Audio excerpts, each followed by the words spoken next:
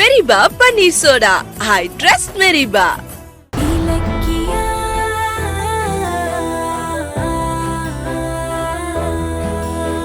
இலக்கியா, எங்க ஜானகி கௌதம காணோம்? தெரியல. இதோ வரங்க கௌதம். வாப்பா. அத்தை, பூஜை பண்ற நேரத்துல எங்க போனீங்க? அதை ஏன் கேக்குற இலக்கியா?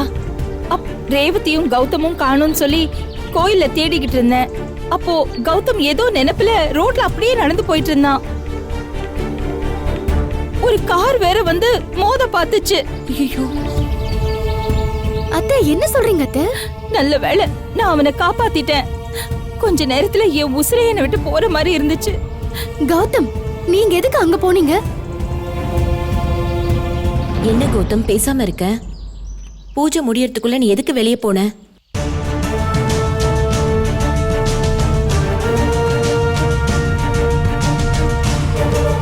என்ன கௌதம் அப்படி பாக்குற? என்னாச்சு சொல்லு. ஏன் கௌதம் ஒரு மாதிரியா இருக்கீங்க? ஏதாவது பிரச்சனையா? ஒண்ணும் இல்ல இலக்கியா. ஆக்சிடென்ட்ல இருந்து தப்பிச்ச அதிர்ச்சியில இருக்கான். அப்படிதானப்பா?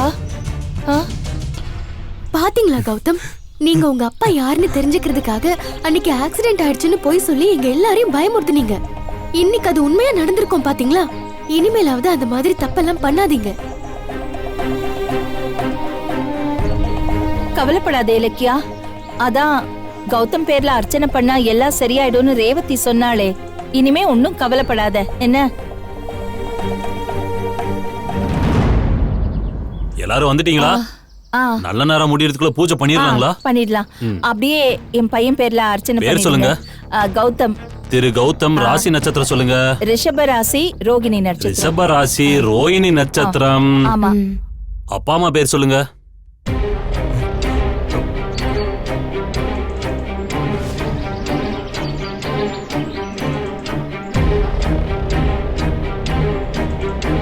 தம்பி நேரம் ஆகுது, பெத்தவங்க பேரை சொல்லுங்க.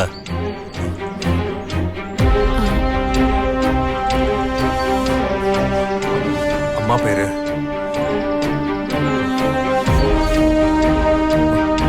அம்மா பேரு ஜானகி.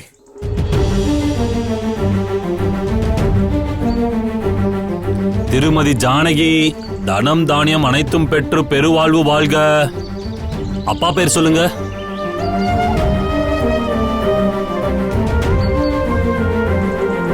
அப்பா பேரு வெங்கட்ராமன். திரு வெங்கட்ராமன் குடும்பம் வாழ்க.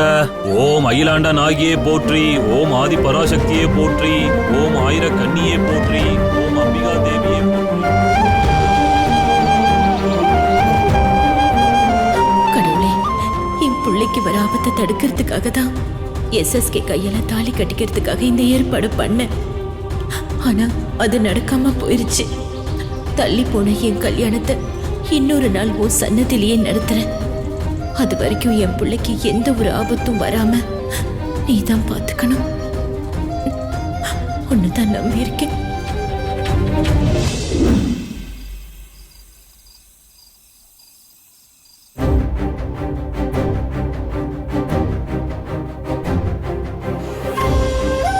என்னத்த நினைச்சபடி SSK கையால தாலி கட்டிக்க முடியலன்னு கவலைப்படுறீங்களா? நல்ல வேலை நீங்களும் SSKவும் மாலையும் கழுத்துமா நின்னத கௌதம் பார்க்கல. அவரை பாக்குறதுக்குள்ள நான் அவரை பிடிச்சு இழுத்துட்டு போயிட்டேன். ஒருவேளை அவர் SSKவை பார்த்திருந்தா என்ன ஆகுறது? கோவிலுக்கு உங்களோட நானும் ஜானகி அத்தையும் வரோன்னு சொன்னதுக்கு அப்புறமும் கூட நீங்க எந்த தைரியத்துல SSK அங்க வர சொன்னீங்க? இங்க பாரு இலக்கியா, ஒரு சாமியாரும் ஜோசியரும் ஒரே மாதிரி எனக்கும் SSKக்கும் உடனே கல்யாணம் நடக்கலனா கௌதமோட உயிருக்கு ஆபத்துன்னு சொல்லிட்டாங்களே.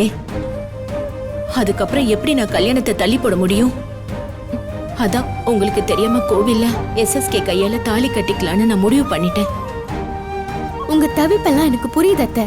ஆனா கௌதமோட கையில SSK தாயத்தை கட்டுறதெல்லாம் நடக்கிற காரியமா? கௌதம் அவரை பார்த்த அடுத்த நிமிஷமே கொலவெறி ஆயிடுவாரு. அதுக்கப்புறம் ஜோசியர் சொன்ன அந்த ஆபத்து கௌதம்க்கு வராது, அந்த SSKக்கு தான் வரும். அப்பாவும் புள்ளையும் அடிச்சிட்டு சாகிறதுக்கா இத்தனை நாள் நாம இந்த ரகசியத்தை கௌதம்க்கு தெரியாம பாதுகாத்துட்டு வந்தோம்.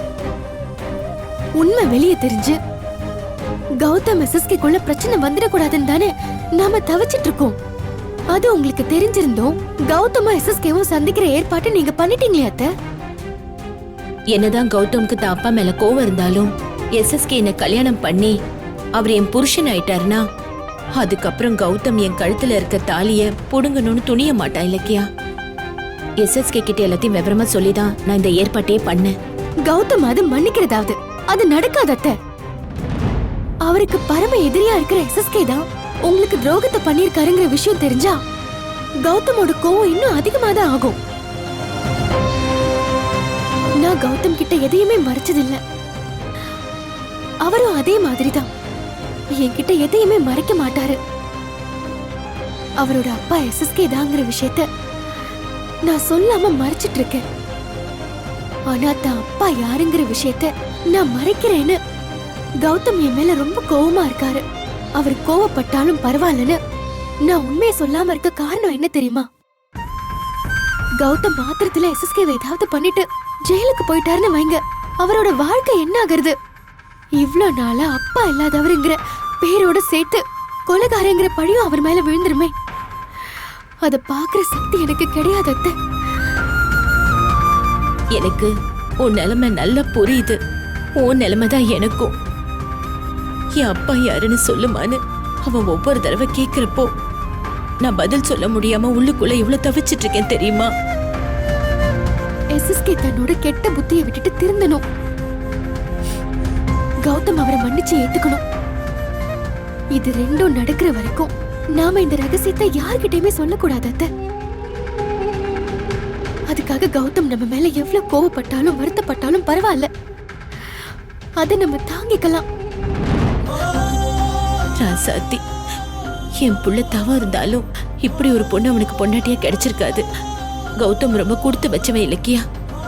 சரிங்க அத்தை, பாலை இறக்கி வச்சுட்டு வந்திருந்தேன். சூடு ஆறதுக்குள்ள கௌதமுக்கு கொண்டு போய் கொடுங்க. சரி இலக்கியா.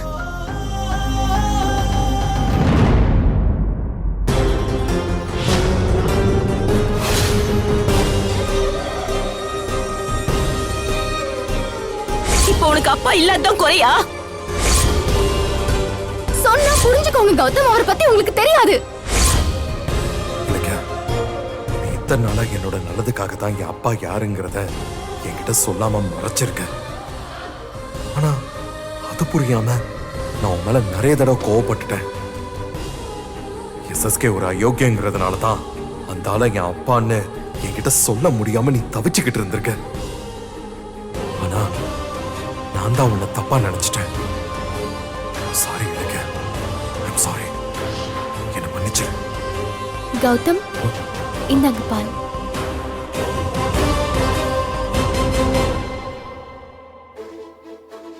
இலக்கியா, என்ன கௌதம்? ஏன் உடனே போற? வா வந்து உட்கார். சொல்லுங்க கௌதம். உட்கார் சொல்றேன்.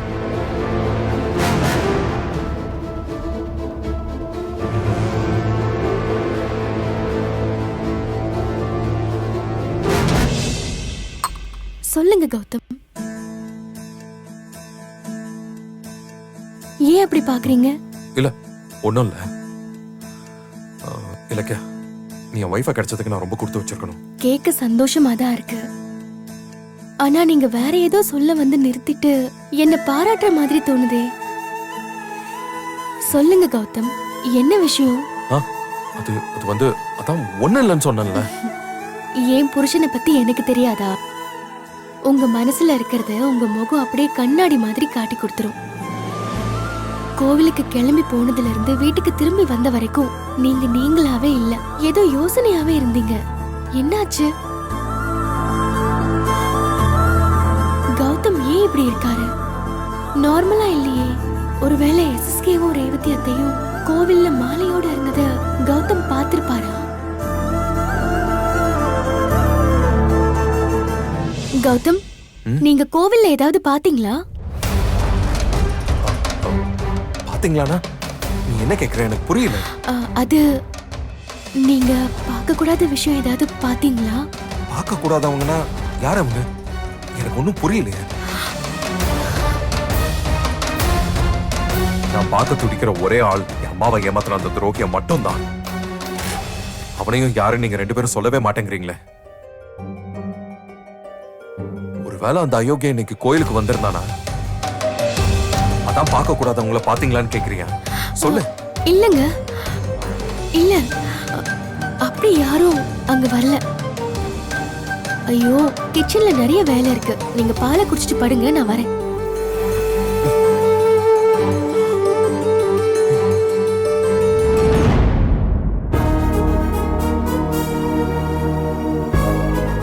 டேய் எஸ்எஸ்கே, என்ன உன் புள்ளன்னு சொல்லிக்கிறதுக்கு நீ வேணா பெருமைப்படலாம். ஆனா உன்னை என் அப்பான்னு சொல்லிக்கிறது எனக்கு அசிங்கம்டா. இவ்வளவு நாளா உன்னை என்னோட பிசினஸ் எதிரின்னு மட்டும் தான் நினைச்சுக்கிட்டு இருந்தேன்.